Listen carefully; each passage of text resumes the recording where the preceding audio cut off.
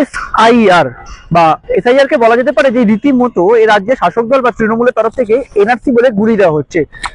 সে মুখপাত্র থেকে শুরু করে মুখ্যমন্ত্রী মমতা বন্দ্যোপাধ্যায় সকলেই কিন্তু ভাই বলা যেতে পারে যে এসআইআর কে এনআরসি বলে গুলি দেওয়ার চেষ্টা করছে। কিন্তু সেই যে ভ্রান্ত ধারণা, সেই ভ্রান্ত ধারণা কিন্তু রীতিমতো একটা শর্ট ফিল্মের মাধ্যমে ভুল প্রমাণ করলেন রাজ্য বিজেপি তরফ থেকে। আজ লকেট চট্টোপাধ্যায়ের উপস্থিতিতে বা সাংবাদিক বৈঠকের মাধ্যমে সেই বিষয়টাকে সরলীকরণ করে দিলেন। বলা যেতে পারে যে এই যে বিষয়টা, অর্থাৎ এসআইআর যে একটা সহজ সাধারণ যে প্রক্রিয়া, সেই বিষয়টাকে সকলের সামনে তুলে ধরলেন এবং পরিষ্কারভাবে এই বার্তাটা সকলের সামনে তুলে ধরলেন যে এসআইআর এর মাধ্যমে ভারতবর্ষে যারা প্রকৃত নাগরিক তারা যাতে সুস্থ হয়ে বাঁচতে পারে তার জন্য এটা করা।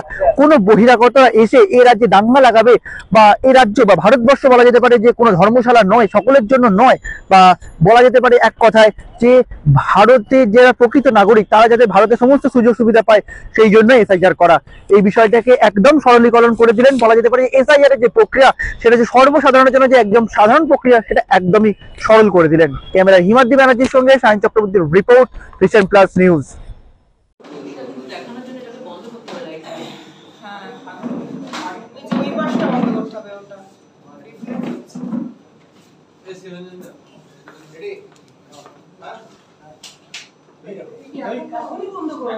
দিদি বলেনি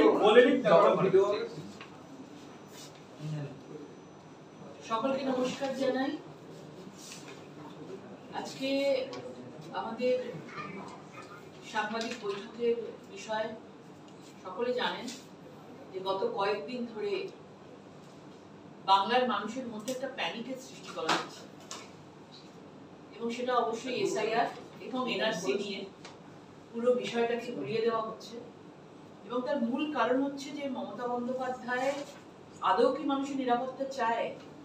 আদৌ কি বাংলার মানুষের যারা মহিলারা রয়েছেন তাদের নিরাপত্তা চায়, নাকি শুধুমাত্র ভোট ব্যাংক পলিটিক্স দিয়ে এই বৈতরণী উনি পার হতে চাইছেন? অনেকগুলো প্রশ্ন আসছে, মানুষ নানা রকম ভাবে প্রশ্ন করছে, তাদেরও ভেতরে একটা ভয় সৃষ্টি করার একটা কাজ চলছে ভেতরে ভেতরে। এবং সরকার এবং তাদের দলের প্রত্যেকটা লোক একদম ফুল স্পিডে রাস্তায় নেমে গেছে কি করে মানুষের কাছে একটা ভয়ের বাতাবরণ তৈরি করা হয় এসআইআর নিয়ে।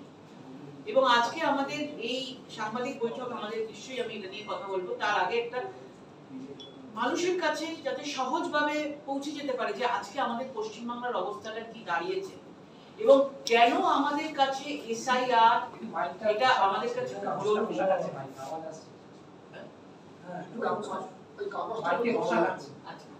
এসআইআর আমাদের কাছে কতটা জরুরি এবং এটা কোনো প্যানিক নয়, এটা আমাদের অধিকার, এটা আমাদের অধিকারের মধ্যে পড়ে। যেমন ভোট দেওয়াটা আমাদের প্রত্যেকের কাছে একটা অধিকারের পড়ে যে আমরা ভারতীয় নাগরিক, আমরা পশ্চিমবাংলার নাগরিক, সেরকম ভাবে এসআইআরটাও আমাদের কাছে স্পেশাল ইন্টেনসিভ রিভিশন।